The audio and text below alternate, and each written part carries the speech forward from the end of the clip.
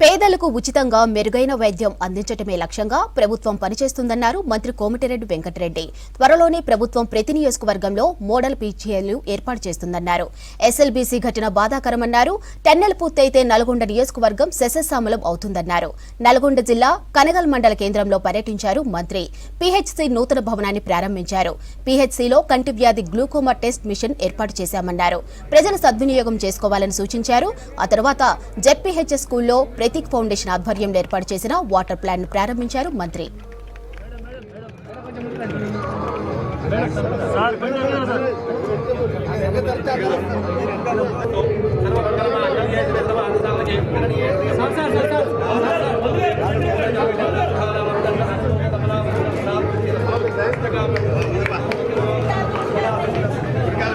గ్లూకోమాలో ఇది white pale అయిపోతుంది, white కనిపిస్తుంది.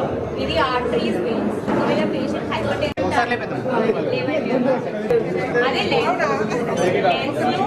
లెన్స్ లో కొన్ని చేంజెస్ వస్తే నంబర్ మారుతుంది సార్.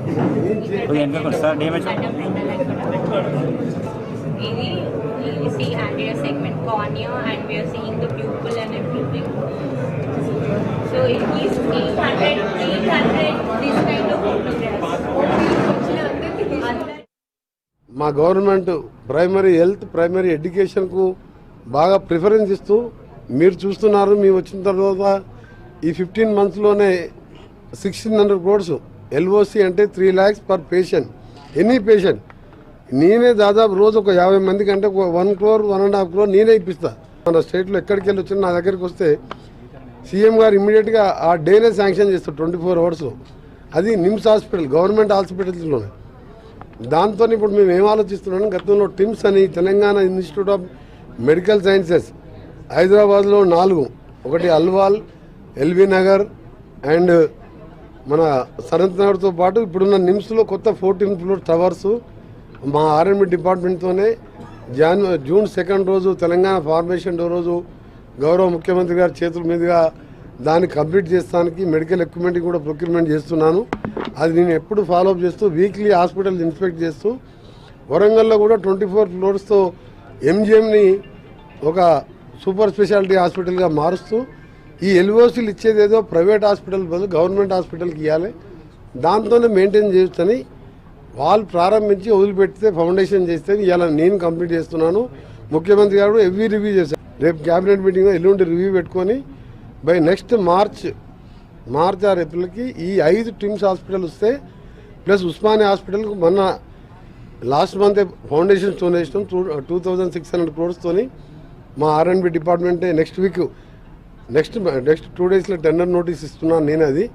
అది వచ్చిన తర్వాత ఓల్డ్ సిటీకి సంబంధించిన 40-50 lakhs పాపులేషన్కు ఉస్మానియా పాత బిల్డింగ్ అట్నే వండుకుంటూ గోషామాల్ స్టేడియంలో కొత్త బిల్డింగ్ కడుతూ హెల్త్కు బాగా ప్రియారిటీ ఇవ్వాలి. ఎందుకంటే పేదవాళ్ళు ఎవరు కూడా గతంలో ఆరోగ్యశ్రీ రాజశేఖర రెడ్డి గారు ఉన్నప్పుడు 2 lakhs కార్డు ఆధార్ మన రాజీవ్ ఆరోగ్యశ్రీ కార్డు చూపిస్తే open heart surgery 5 star hospital Apollo లాంటి హాస్పిటల్లో ఇంక్లూడింగ్ అటెండెంట్తో కలిపి బస్ ఫేర్ చార్జ్తో పాటు కోటీశ్వర్లు ఎక్కడ ట్రీట్మెంట్ చేసుకుంటారో అక్కడ ఫ్రీగా చేసే ట్రీట్మెంట్ పెట్టాం మేము ఆరోగ్యశ్రీ.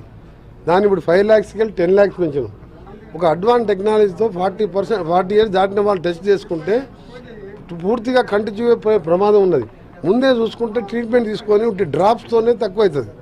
నెక్స్ట్ వీకే ఇంకో కాన్సెన్స్ దేవరకొండ టేకప్ చేస్తున్నాం.